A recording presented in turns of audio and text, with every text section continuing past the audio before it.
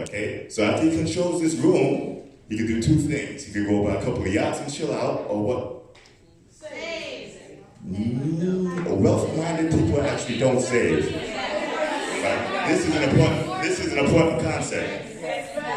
Right? What? They take risks. Well, that's one thing. We're going to define risk in a minute. What else do they do? Invest. Invest. Wealthy-minded people don't invest. Don't save. They invest. And the reason is, we had this conversation earlier. Come up here, young lady, please. She didn't want to talk to me because she was on a job, but we're running down. You didn't realize I was talking, did you? Okay. So, you remember our conversation about investing? Yes. Okay. So, why did I say investing is not good? I'm sorry, saving is not good. Mathematically. To the floor. 1. To the floor. 2. To the floor. 3. 4. 5. There we go. Good job. Good job.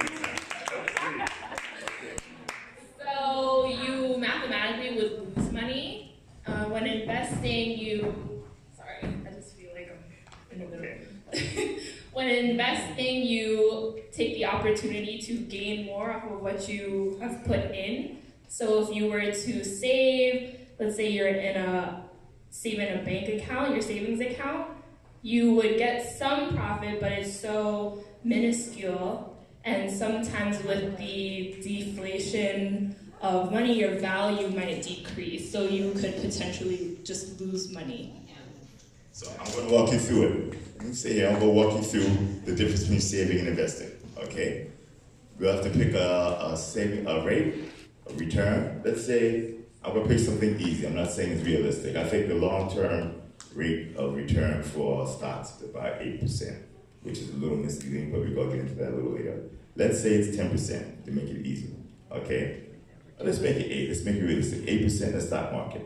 Okay, right now, if you save, you put money in the savings account, I think you get 0.7%, roughly. Okay, so let's suppose you did a good job, you saved $100,000 this year. Okay, you will get 1% of $100,000, you get $1,000, so you get about $700 out of that $100,000 if you put it in your savings account. Okay. So out of that $700, you got to take out the taxes.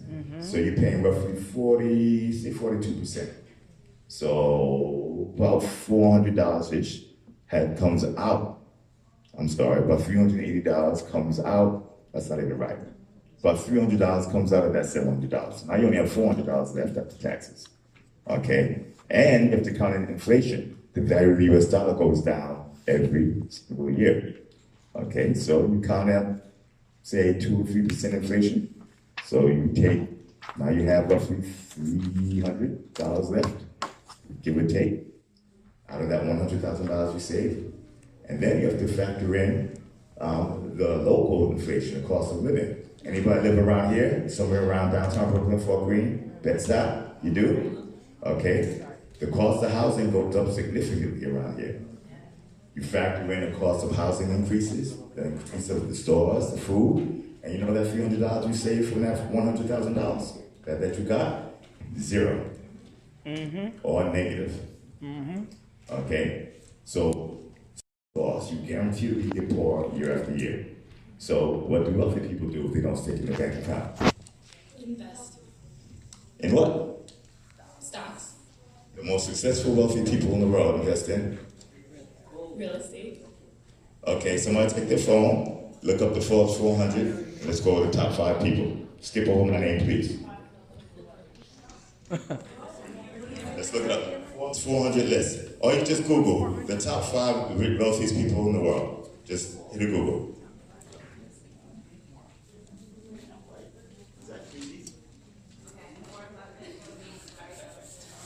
Okay, hold on. Who is it? Bill Gates, Larry Ellison, Mark Zuckerberg, and Jeff Bezos. The top 5. One more time. Warren Buffett. Warren Buffett. Does everybody know who he is, what he does? CEO of Amazon. No, Warren Buffett's an investor. He's an entrepreneur and investor. He takes his money, he invests it. I'll show you how if you ask me. Bill Gates of Microsoft. Bill Gates of Microsoft, what does he do? Entrepreneur, created Microsoft. We have Larry Ellison. Okay, Larry Ellison, anybody know what he does? Entrepreneur, created Oracle. And then Mark Zuckerberg. Mark Zuckerberg, Facebook. Take a guess what he does. He's an entrepreneur, created Facebook. So, the wealthiest people in the world, what do they invest in? Their own business Themselves. They invest directly in themselves. The top 5 people took their money, their time, their resources, and invested in themselves. Out of that top 5, you have 3 college dropouts, 2 college burnouts. 1 graduated. I think Larry Ellison graduated, but he was a horrible student.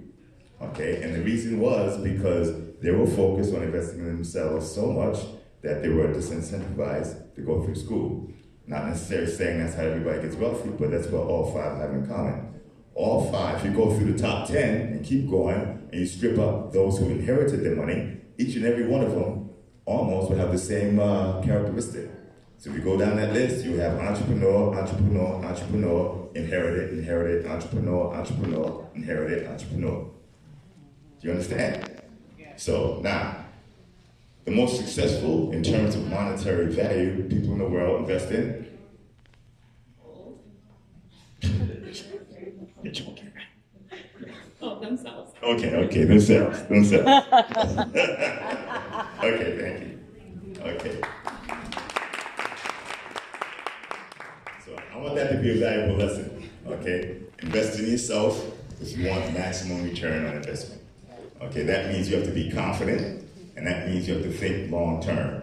Most of those people started investing in themselves somewhere around college age. I know Bill Gates dropped out of college, second year of Harvard. Same thing with the Facebook dude. And they didn't start really getting traction for many years forward, sometimes 10, 20, 30 years. I started Veritasium in 2013, but I've been working on my own after 1 year of college. 1 year after graduating college, which is a while back. 1991, 1992, I started working on my own.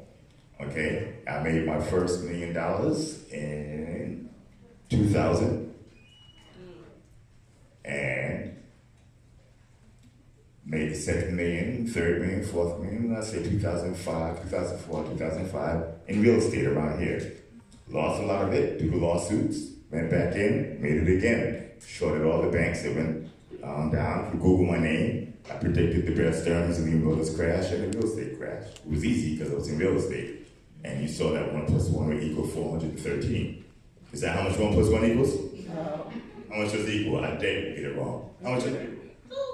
There you go. Okay. So sit there, have confidence, okay? And after that, I've learned a lot about legal issues, and then I decided to go into technology. And I started studying the blockchain and Bitcoin. And blockchain is the technology behind Bitcoin. And I said, wow, this is something different. This is in 2013. I started getting real traction in my business from 2013 last year. So that's 5 years before I got any real traction. And I had to carry it on my own for that 5 years. And we're not really going to really take off for maybe another 2 or 3 years. This is going to be a strong year for us, though. Okay, so you have to be able to think ahead. So think about it. When you work, you're used to getting paid 1 week at a time. Imagine working and don't expect to get paid till 5 years from now. You think you can handle that?